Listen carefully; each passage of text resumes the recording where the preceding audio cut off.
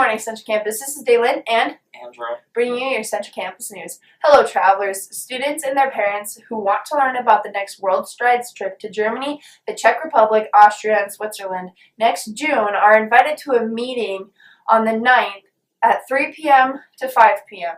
at Central Campus in room 223. The group is going on this trip and has a dedicated tour guide, their own coach, and all tours are conducted in English.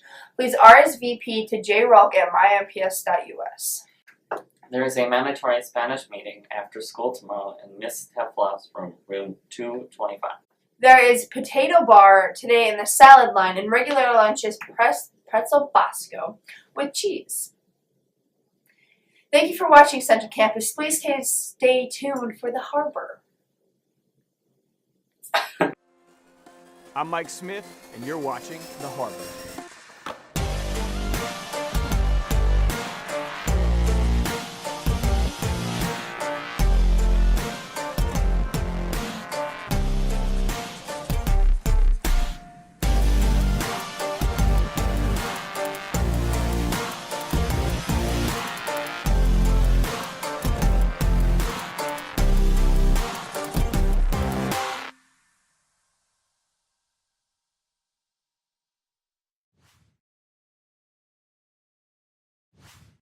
You know what's incredible to me?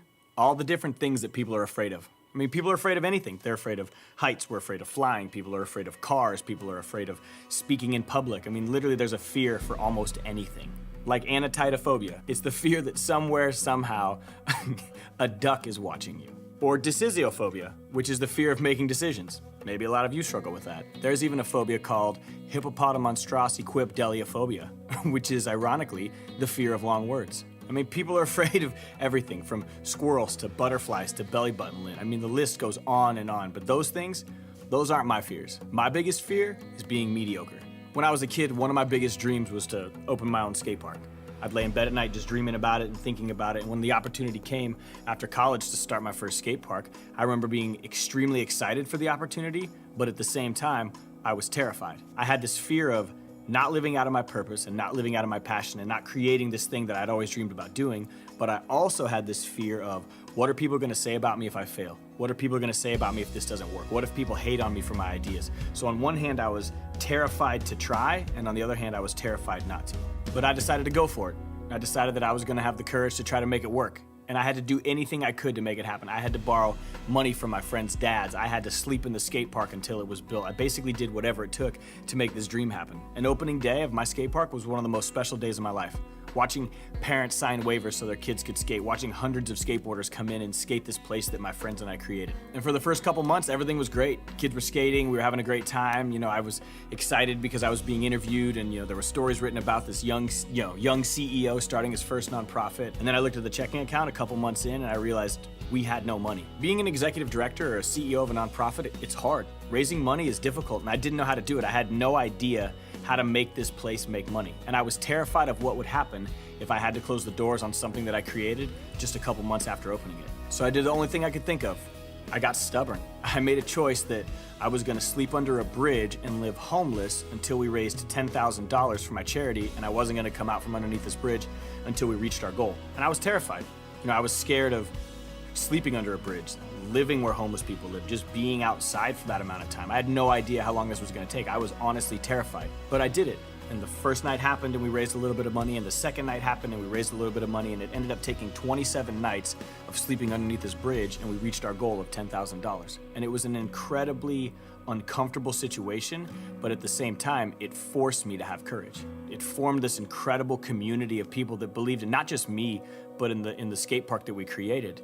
And it took that little moment of courage, it took looking my fear in the face and kind of stepping out on the ledge and going for it to kind of help create all the things that we've done today. My whole philosophy on fear is, I don't even like to talk about it. I don't want to give it power. Sure, I'm afraid of things. We all are. But if you focus on it, if you focus on that fear and you give it all this power, well, then it begins to control you. On one hand, we have this obsession with wanting to be courageous and wanting to overcome obstacles. And sure, it takes being afraid of something to overcome those obstacles. But I hate focusing on this idea of what are we afraid of. I love focusing on the idea of how can I have courage. You see, fear, it costs us something. When we let fear control our lives or dictate the things that we do, it really does cost us. Some of you are talented, Some of you have an incredible ability to sing, but you're afraid to try out for choir. Some of you want to play sports, but you're afraid that you might not make the team.